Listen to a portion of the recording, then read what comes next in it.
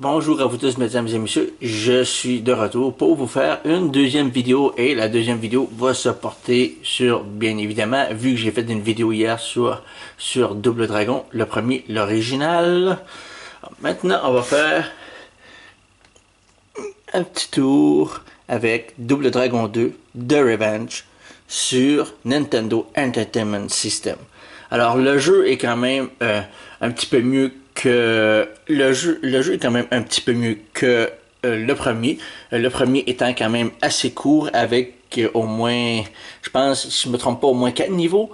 Mais le deuxième comporte à peu près 9 missions en question, 9 niveaux. Puis il y a certains niveaux où est-ce qu'il y a des espèces de petits niveaux de plateforme. Il y a des espèces de niveaux qui ont comme genre des espèces de petits niveaux, des petits niveaux de plateforme en question mélangés avec de la baston, du combat. Alors on y va. Maintenant, on va essayer Double Dragon 2 The Revenge. Alors, manette, je vais prendre ma manette, insérer mon jeu en question.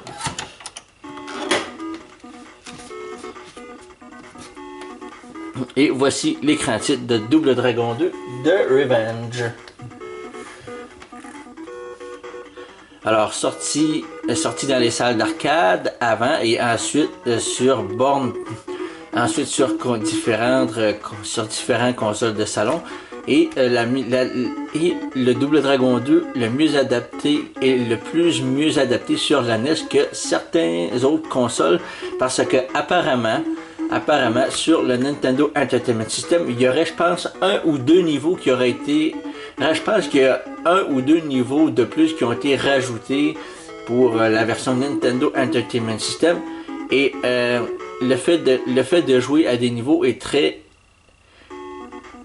Et le fait de jouer à certains niveaux, c'est un petit peu différent. Là, on a 3 différents modes de jeu, tandis que dans le premier, on avait le mode A, un player, qui était jouer le mode histoire à un joueur, et le mode 2 player, mode A, qui te donnait la chance de jouer en mode 2 joueurs, mais en mode séparé. Et là, c'est facile, vous pouvez jouer en mode 2 joueurs. Vous pouvez jouer en mode 2 joueurs simultanés, c'est-à-dire deux personnes, c'est-à-dire deux personnages sur le même écran. Et vous avez le choix en un joueur. Vous avez le choix entre le mode 2 joueurs, mode A, et mode 2 joueurs, mode B. On va jouer en mode 1 joueur. Et vous avez 3 modes de difficulté. C'est le mode Practice.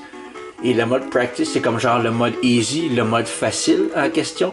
Et après, si vous allez dans le mode Practice, vous faites un certain nombre de niveaux. Je pense que vous avez, environ 3 ou 4 niveaux à faire dans le mode Practice. Puis après ça, ben, vous avez une espèce de texte qui vous apparaît en vous disant que vous avez réussi le mode Practice. Puis pour aller plus loin dans le jeu, ben, il faut faire le mode Warrior. Puis si vous faites le mode Warrior, ben, je pense que vous avez 7 ou 8 niveaux à faire.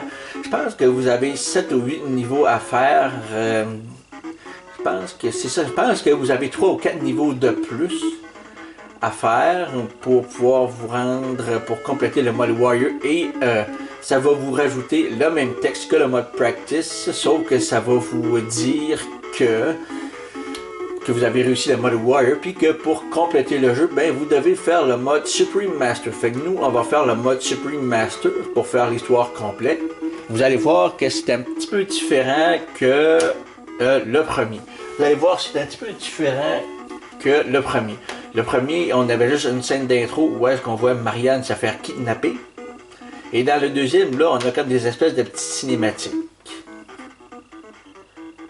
Alors, la violence règne dans les rues de New York City après une guerre nucléaire, avec le syndicat du crime qui grandit de plus en plus à tous les années. 2 jeunes et braves personnages du nom de Billy et Jimmy qu'on appelle les Double Dragons.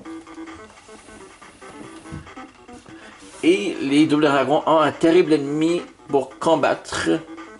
Et cela jouera contre le destin des Double Dragons. Un jour, les guerriers de l'ombre sortirent de leur tanière et voient la plantureuse petite amie de Billy, Marianne, sortir dans les rues Et cette fois-ci, au lieu... Et cette fois-ci, au lieu... Et cette fois-ci, au lieu de juste kidnapper la fille, au lieu de kidnapper la fille, comme les Black Warriors ont fait, comme les guerriers de l'ombre ont fait à Los Angeles, dans le premier, cette fois-ci, dans le 2, ça se passe à New York après une guerre nucléaire. Et là, qu'est-ce qui arrive? C'est que là, c'est la bande des ombres, les Black Warriors. Les Black Warriors, c'est les guerriers de l'ombre. Puis les Shadow Warriors, Shadow Warriors, c'est ombre. Les Black Warriors. On a les Black Warriors qui sont les guerriers noirs, puis on a les guerriers de l'ombre dans le deuxième opus, qui sont un petit peu redessinés, comme on peut voir, sont un petit peu redessinés comparé au premier opus, un petit peu mieux dessiné. Puis les graphismes, comme vous voyez, les graphismes sont un petit peu mieux que le premier, le personnage aussi. Et qu'est-ce qui est le fun dans ce jeu-là, c'est que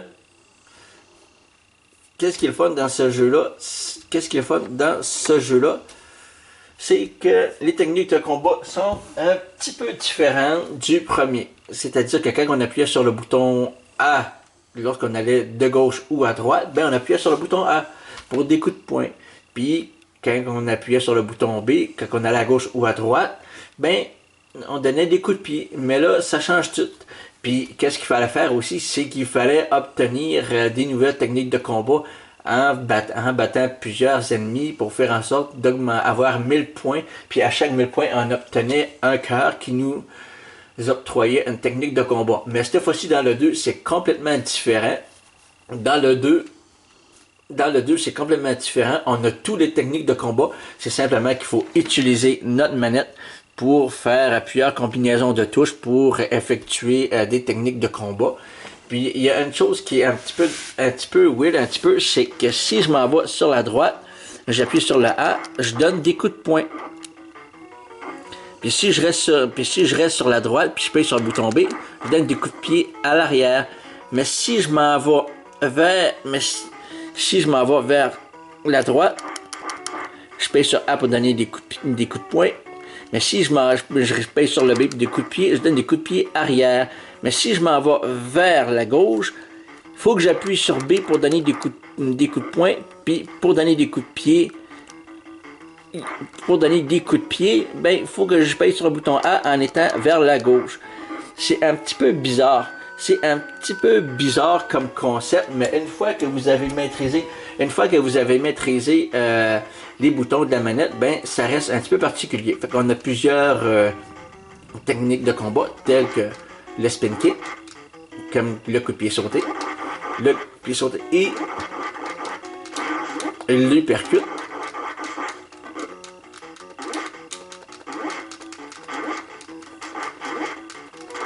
Et le fameux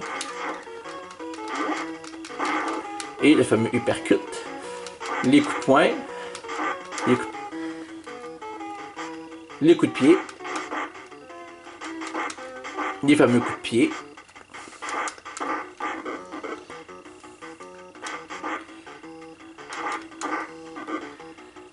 et les coups de coude, et les coups de pied dans les airs.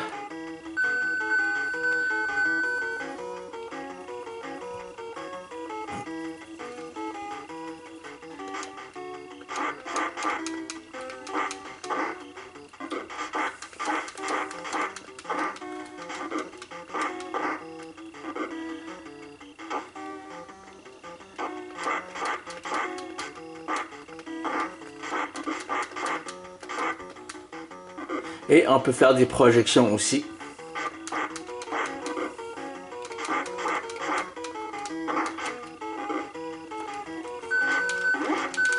Et le cyclone kick.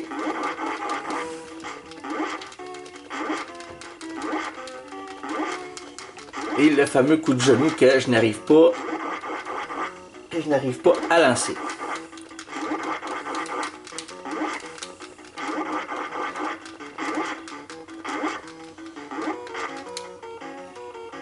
Et on va en haut. Je vais essayer de faire le premier niveau en question pour vous donner une idée à quoi ça ressemble un niveau complet. On peut aussi prendre les armes en question pour s'en servir contre nos assaillants. Comme ça.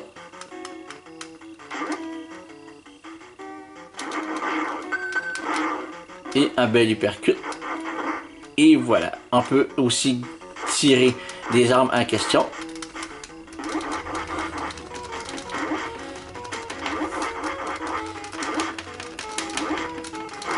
Et le fameux coup de genou qui est hyper puissant, que je n'arrive pas à sortir à tous les coups.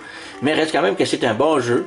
Les musiques sont très bonnes, les graphismes sont très bons, puis apparemment, ben, c'est considéré comme l'un des meilleurs de la série en question.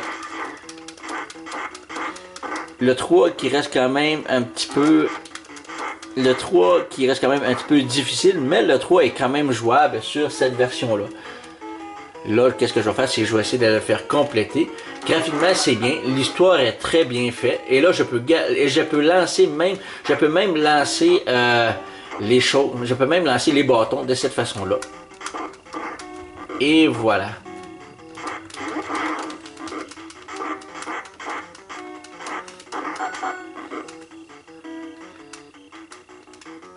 Et voilà. En faisant ça, je peux lancer des bâtons. Et là, j'ai le gros ennemi qui est là, qui est le boss en question, dont je dois faire attention parce que lui, juste une claque, il peut me ramasser d'un coup de poing puis m'assailler de partout.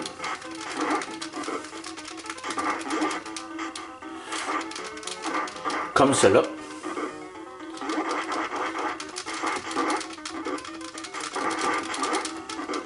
Et là, je perds quand même...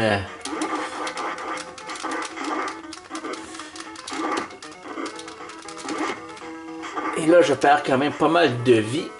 J'ai déjà 4 points d'énergie. J'ai déjà 4 points de vie de perdu.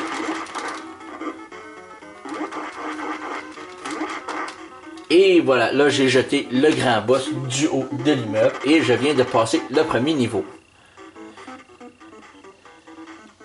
Et là maintenant, je m'en vais sur les toits pour me rendre à l'héliport où est-ce qu'il y aura un hélicoptère. Et qu'est-ce que j'aime, moi, c'est de jeter les ennemis tout en bas des édifices.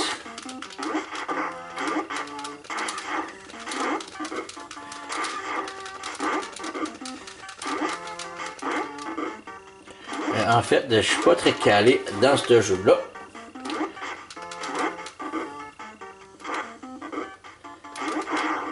Et voilà. Très bon jeu. Les musiques sont très bonnes, les graphismes sont très bons, puis apparemment c'est considéré comme l'un des meilleurs jeux de la série. Puis en fait, ce jeu-là, il est super bon. Ce jeu-là, il est vraiment super bon. Moi, je l'aime bien. Il est un petit peu difficile. Puis qu'est-ce qui est fun là-dedans, c'est qu'il y a quelques petites phases de plateforme avec des phases de combat, ce qui est vraiment ce qui enrichit un petit peu le gameplay du jeu. Puis je peux vous dire une chose, que le 2 est vraiment très bon, est vraiment excellent. Puis si vous voulez l'essayer, bien moi je vous donne l'occasion de le faire parce qu'il est vraiment super bon. Moi, qu'est-ce que je vous conseille, c'est d'acheter la console d'origine avec une bonne vieille télé, si vous réussissez à en trouver, parce que c'est quand même pas évident d'en trouver une bonne, avec les câblages d'origine, aussi avec les câblages d'origine aussi pour l'alimentation et les périphériques audio-vidéo, puis des bonnes manettes officielles avec la mention Nintendo sur le revêtement en vinyle. Et je peux vous dire une chose, avec ça et avec la cartouche de jeu Double Dragon 2, moi je vous conseille de jouer parce qu'il est vraiment excellent. En espérant que vous avez apprécié la vidéo. Désolé si je cherche un petit peu mes mots parce que là, j'étais un petit peu pas trop pressé, mais disons que j'ai des choses à faire. Mais j'ai pris le temps de faire la vidéo en espérant que vous avez adoré. Puis n'oubliez pas de toujours rester rétro en jouant à des jeux vidéo rétro. J'espère que vous avez apprécié la vidéo. Puis aussi, il y a des vidéos. J'ai finalement reçu mes vignettes de jeu. J'ai finalement reçu mes vignettes de jeu pour l'arrière de la cassette. Puis pour mettre les étiquettes à l'arrière, puis aussi les vignettes pour la trilogie Double Dragon, les autres copies que j'ai qui sont les vignettes où est-ce qui sont endommagées. Celui que je viens de mettre dans la console, c'est une des copies que j'ai complet en boîte. Puis qu'est-ce que je vais faire, c'est que je vais les restaurer, puis j'ai finalement eu les fameux condensateurs, fait qu'il va juste falloir que je trouve un bon temps pour faire une vidéo de restauration de ces cartouches-là, pour pouvoir vous présenter la restauration et le fait de voir si les cartouches vont fonctionner après la restauration ou pas. C'est toujours en cours. J'ai finalement puis les restaurations pour le Zapper, la vieille console que j'ai pas restaurée encore, avec le robot aussi qu'il faut que je restaure. Puis aussi le NES Advantage. Il y a plein de choses qu'il faut que je restaure. Puis il y a plein de matériel qu'il faut que j'achète aussi pour faire la restauration complète. C'est toujours en cours. J'espère que je vous remercie beaucoup de votre patience. En espérant que vous avez aimé la vidéo de Double Dragon 2 de Revenge. Je vous dis salut et à bientôt.